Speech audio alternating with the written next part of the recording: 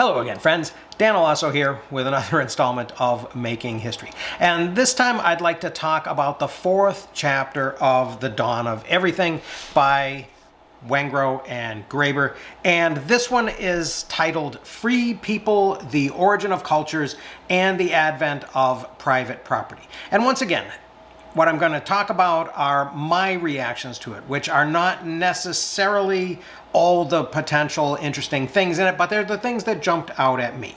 And that probably has a lot to do with my own particular interests at this time, which right now are focused kind of on the things that I am going to want to take from this book and insert into my own modern world history course that I'm rewriting for this January, for the next semester. So the first thing that jumps out at me in this chapter is this theory versus observation problem that I've previously harped about a little bit, that I consider to be one of the potential flaws of anthropology. The problem in this case is depending on the ethnographic record of current human cultures that kind of appear to us to resemble those that we imagine in the past. Graeber and Wengrow stipulate that contemporary Nur and Inuit cultures do exist in a dialogue with modernity and know about the modern world, and thus are not, in their words, windows on our ancestral past. But at the same time, they also admit that they are using these societies to, quote, show us possibilities we would never have thought of. And I don't really see an alternative to this, but I do think that it's a little bit dangerous if we don't constantly keep reminding ourselves that we're only guessing, that these contemporary cultures have something to tell us about cultures of the past. An example of this is the observation they make that biological relations constitute, on average, no more than a mere 10% of total membership when forager bands gather into larger residential groups. And the source that they cite for this is a 2019 article in the Journal of Human Evolution, which is called Variability in the Organization and Size of Hunter-Gatherer Groups. Foragers do not live in small-scale societies. Long title. This article suggests, and I'll quote, the flexible size and composition of foraging groups link individuals across their estates, spatially explicit storehouses of ritual and relational wealth inherited across generations through maintaining expansive networks of social interaction in a large and complex society. We propose, the authors say, that human cognition is tied to the development of such expansive social relationships and co-evolved with dynamic socio-ecological interactions expressed in large-scale networks of relational wealth.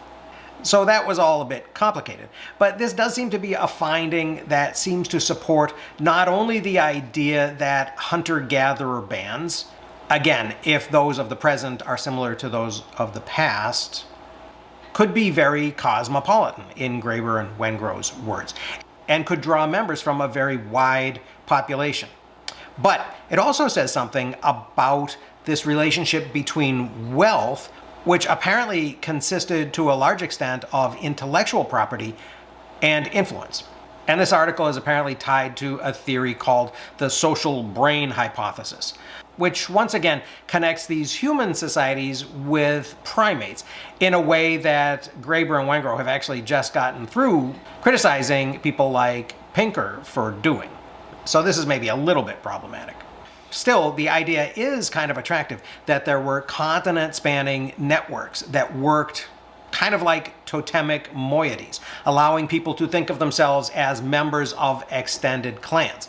And this would certainly be the type of thing that would be necessary to create the condition for that first freedom that Graeber and Wengrow will return to throughout the book. The freedom to bug out, basically.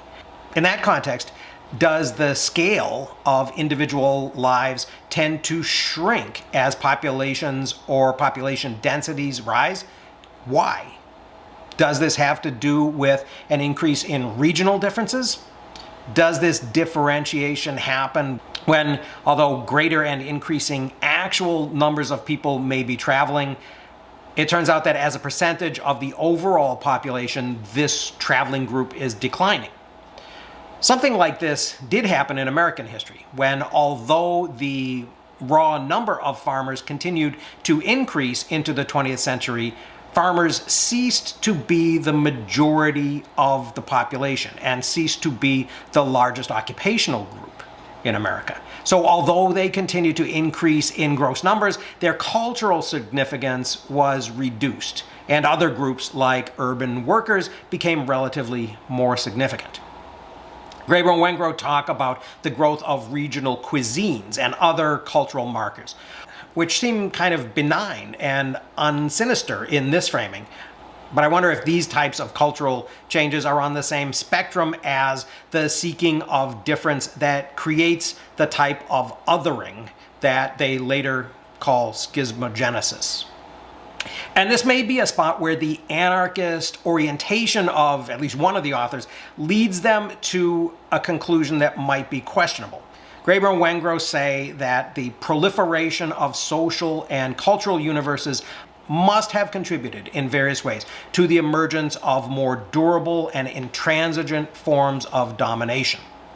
While this may be true, an increase in hierarchy may have been only one of the effects of this flowering of diverse cultures. There doesn't seem to be space here for the idea that some degree of hierarchy may have been useful and may have been chosen by people. And we've seen this type of choice already in their discussions of seasonally shifting social organizations. It seems to take on a different character, or characterization maybe, here, where they're beginning to talk about more permanent social relationships.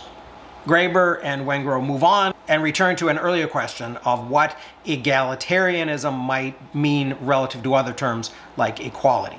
They suggest that a society is egalitarian if whatever most of the people believe is the most important social value is distributed equally. Seems to me that in a lot of cases, this is a question of access. Knowledge can't really be distributed equally if people have to apply themselves to gaining it, for example. At best, access to knowledge is the thing that can be equalized. And maybe this is one of the sources of inequality that they don't examine. The type of specialization that ensues when people follow their passions. If one of those types of pursuits happens to be the thing that a society values most, then some people may end up with more of it. It seems like there's a next step required, where a society has to sort of shift its values and say that unequal achievements in one domain don't necessarily lead to some people having power over others. But this seems to require a kind of self-conscious decision to change the chief social value to take into account this question of power. And I don't think that all societies can be depended on to have that aha moment and make that change. They then turn to the property arrangements that they say typically have been the focus of our questions about equality. In a discursive footnote, they agree with James C. Scott that, quote, an affinity exists between grain economies and the interests of predatory elites. But they also claim that in many parts of the world, farming never led to the emergence of anything like those states. Now, I'd like to see some examples of places where large-scale agriculture was possible and was practiced, and hierarchical states never emerged.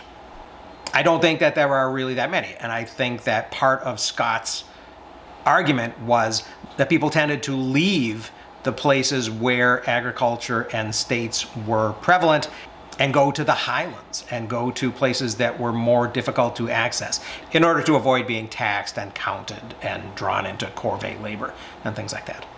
Graeber and Wengrow then differentiate between what they call immediate return and delayed return economies, suggesting that some contemporary forager societies, in their words, self-consciously avoid stockpiling resources and engaging in long-term projects in order to avoid this creation of hierarchy. And of course, they project this backward and suggest that people in the past probably did something like this too. To me, they seem to be a little confused that Woodburn's description of foragers differs from this Wendat idea that they had described earlier that did not imagine that differences in wealth would inevitably lead to differences in power. The point might be that the Wendat had lived in a world where they didn't see this happening all around them, and today's foragers do see it everywhere. Wouldn't this suggest that if we could regain that Wendat point of view, we might be able to think about having delayed returns and egalitarian autonomy? Or, as they say, the Wendat had play chiefs and real freedoms. They then say that Marshall Sahlins' 1968 article, The Original Affluent Society, was the most influential anthropological essay ever written. It is, however, we should note, another speculative prehistory. It seems like anthropologists have a lot of difficulty extricating themselves from this habit. Graeber and Wengrow then jump from Sahlins' challenge of the meanings of terms like abundance to the idea that maybe agriculture wasn't an obvious choice for foragers in rich environments. Not only did foragers and pastoralists have more free time, but there are actually studies that they don't cite that suggest that these people were more healthy than settled farmers. And I'm not entirely sure of what to make of this comparison of increasing overall population that happens in parallel with an apparently lower standard of living for many of these new people. It does seem like this is the point at which some people are doing much better than others in this larger population. I do think there is a really interesting story to be uncovered here about quantity and quality. Next comes a review of recent findings at places like Poverty Point in Louisiana, the Jomon period in Japan, and the Giants churches of Scandinavia. And the authors do excuse people who have no access to professional archaeological literature for not knowing about these and accounting for these new discoveries. But they say that professional researchers have to actually make a considerable effort to remain so ignorant. And while I suppose this is true, there have been many indications that this paradigm shift is happening, even if it's not happening as quickly as they'd like to see it. The legacy of European and American colonialism also seems to be part of the cause of this delay in the change. It's much easier to evade guilt if the people that we pushed off their lands had no culture of their own. What they call the agricultural argument was very much a thing in American history. This was the claim that natives were not improving the land and thus had no claim to it. Now, the points made by Bruce Pascoe about the Australians before European contact have also been made by people like William Cronin and others about the Americas. John Locke's claim that property rights derive from labor seems to me, like so much of Locke's writing, just incredibly self-serving. Graeber and Wengrow then do away with what they call the particularly silly idea that there's something wrong with foraging people who opt for the richest environments that provide abundance with little effort. They deal very briefly with new information showing that the Americas were peopled much earlier than we had believed until only a few years ago, and entire books can and have been written about that. Then they reopen the question of the importance of intellectual property, which they say was often thought of as sacred knowledge. And this connection between religion and quote-unquote private property and power is very interesting and is a big topic, I think. The Roman legal construction of property in the three categories of usus, fructus, and abusus probably, as they say, did oversimplify the discussion of property rights once Europeans encountered natives. It also seems to focus a lot of attention on things that can be destroyed as carriers of value, rather than more sustainable assets such as knowledge. And I imagine I'm going to have to think about that a lot more as I go forward. But those were my observations and the things that kind of jumped out at me from the fourth chapter of The Dawn of Everything. I hope people found that a little bit interesting. Thanks very much for watching, and I will see you again very soon.